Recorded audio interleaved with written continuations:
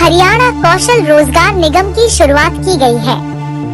हरियाणा कौशल रोजगार निगम HKRN विभिन्न विभागों, बोर्डों और निगमों में अनुबंध के आधार पर युवाओं की भर्ती करता है।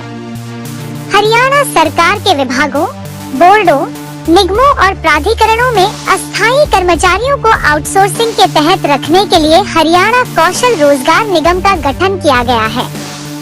वर्तमान में कौशल रोजगार निगम के तहत लगभग 1 लाख कर्मचारी काम कर रहे हैं।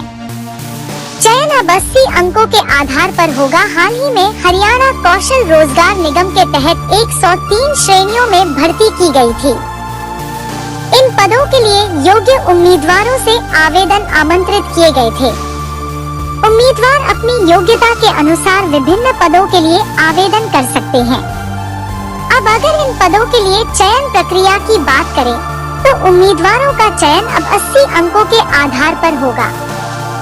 पहले उम्मीदवारों का चयन 100 अंकों के आधार पर किया जाता था, लेकिन अब पंजाब और हरियाणा उच्च न्यायालय ने सामाजिक आर्थिक मानदंड के अंकों पर रोक लगा दी है।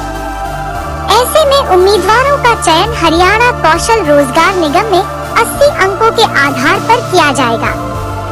अब यदि आप इन 80 अंकों को देखें तो उनमें से 40 आय के लिए होंगे। अगर आपकी आय 180000 से कम है तो आपको 40 अंक मिलेंगे।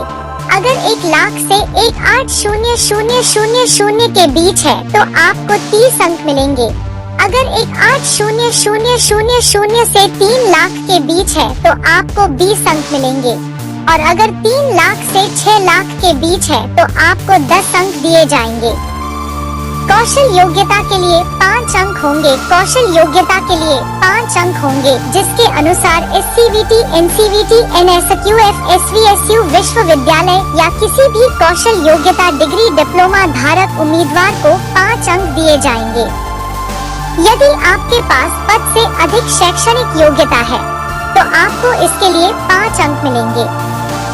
हरियाणा ने ग्रुप C और D पदों पर भर्ती के लिए कंबाइंड एलिजिबिलिटी टेस्ट CET को अनिवार्य कर दिया है। ऐसे में अगर आप CET पास करते हैं तो आपको HKRN की भर्ती में 10 अंक मिलेंगे।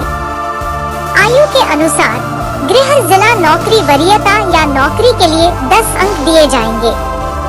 यदि गृह जिले को प्रथम वरीयता दी जाएगी, गृह जिले के अलावा किसी अन्य नौकरी में कोई अंक नहीं दिए जाएंगे। आयु के लिए 10 अंक होंगे। यदि उम्मीदवार की आयु 18 वर्ष से 24 वर्ष के बीच है तो उन्हें कोई अंक नहीं मिलेगा। यदि उम्मीदवारों की आयु 24 से 36 वर्ष के बीच है तो उन्हें 10 अंक मिलेंगे। यदि उम्मीदवार की आयु 36 वर्ष से 60 वर्ष के बीच है तो 5 अंक दिए जाएंगे। अनुभव और सामाजिक मानदंड के लिए कोई अंक नहीं होंगे। साथ ही अनाथों, विधवाओं, अनाथों आदि को कोई अंक नहीं दिए जाएंगे। परिवार में इस तरह उम्मीदवारों के चयन के लिए अंक वितरित किए जाएंगे। सबसे अधिक अंक प्राप्त करने वाले उम्मीदवार का चयन किया जाएगा।